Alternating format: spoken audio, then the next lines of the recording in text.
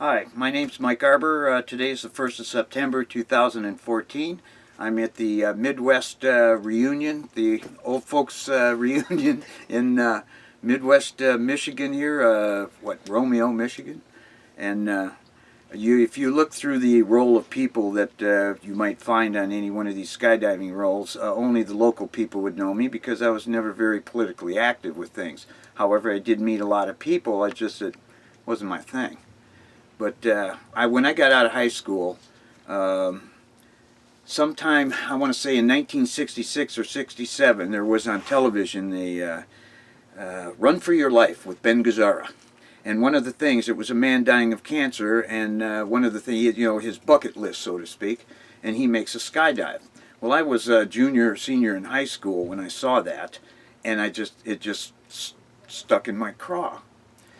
In September of 1967, when I went to the University of Michigan, I was in engineering at University of Michigan, and every year at the beginning of the year on the diag at the school, all of the societies, the what do you call them, sororities and fraternities, they all have booths out there, sort of like a flea market type thing, to entice people to join, to up their ranks and make money.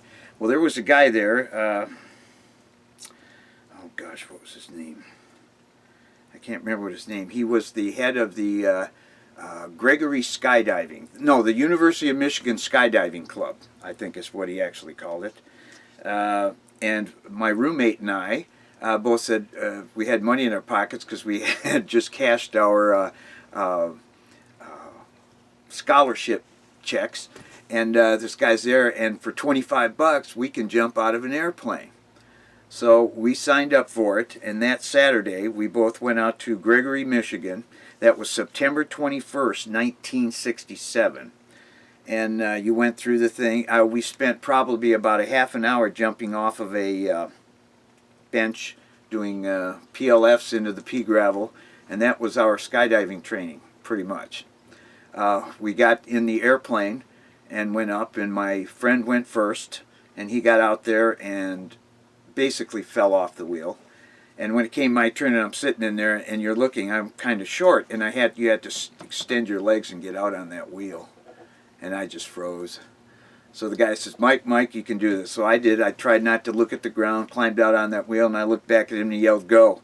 And I just let go and fell off, and the static line got hooked back around the pins, back around on the bottom of the container, and I was just kind of hanging there for a second. So he pulled on it and flipped it, but it separated, and I'm going down, and I'm waiting for the chute to open, and there wasn't one. So I'm looking at the ground. This is my very first jump. I pulled the reserve in a sheer panic, and it went up in front of my face, and it blossomed, and because it was a front-mounted reserve and the position I was in, I mean, my feet hit my head. I landed in a field way off. Everybody, "Oh, you all right? You all right?" Yeah. But anyway, that scared me so much. But it was, I'm gonna do this again because I want to do it right. Well, I started jumping at Gregory and didn't make too many dives. In fact, I think on my third dive or so, I bought my first rig. I bought a rig from some guy that was selling it there. It was a double L. The old military full Air Force rig with a front-mounted reserve, and on the reserve was an airplane altimeter. And I started jumping there. I don't know how many I made, 25 to 50 probably. And then I went to Tecumseh. Somebody says, "Oh, you should go to Tecumseh. There's a lot of young guys go over there and jump." So we went to Tecumseh. That'd be like 1968. When I finished at I only was at U of M for a year because I wasn't doing that good, too much partying, and particularly with the jumping. I mean, I was spending all my school money on jumping out of an airplane. So I went back to a community college and got a job and started jumping at Tecumseh. It was through, 68, 69. I remember jumping the day the moon landing.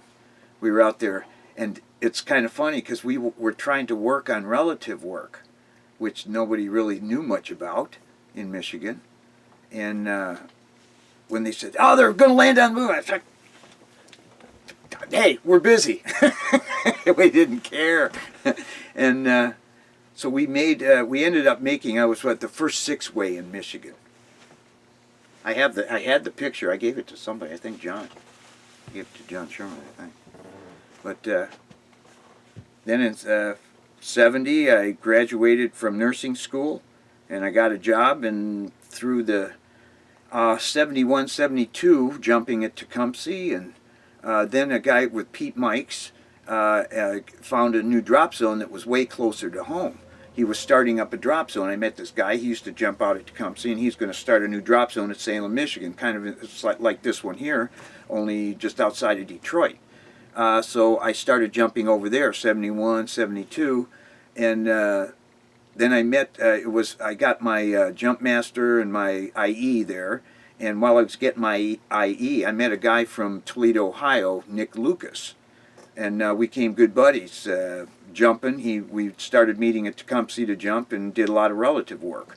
But then when he was a railroad engineer, and he was very busy all the time. He started to work more and more and out of town, so I kind of hung out at Salem most of the time.